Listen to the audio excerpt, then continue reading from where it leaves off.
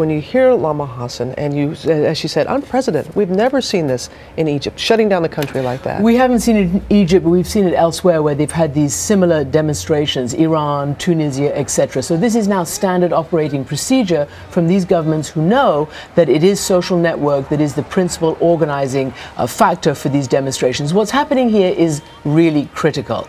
Egypt is the one major Arab country to which the United States gives more than $1 billion a year, a close ally over the Middle East peace process, one of only 2 Arab countries to have made peace with Israel, and a close ally in the attempt to be a bulwark against terrorism. However, what is happening here now is young people dispensing with their fear across the Arab world, and now the United States has been calling for democracy, freedom, social reform for decades in the Arab world, and it looks like it's happening right now. So the question is, will the US be able to be on the curve and lead this curve and help its allies there implement reform?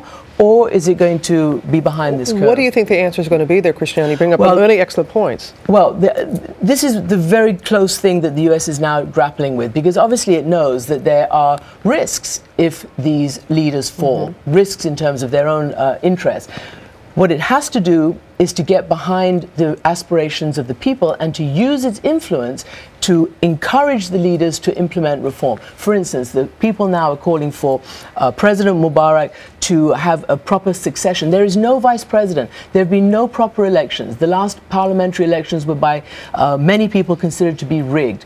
There is a leader who's gone in right now, Mohammed al-Baradei. Everybody here in the United States knows him as head of the IAEA, and was actually quite a thorn in the US side during the war in Iraq. He's a Nobel Peace Prize winner, and he's out there trying to lead these people. But this is a popular group of young people who are fed up with poverty, fed up with the corruption, fed up with authoritarianism, and like in Tunisia, it started because of unemployment and the poverty. So lots of reasons why we here in the US should be concerned and watching this as closely as we are. Yemen.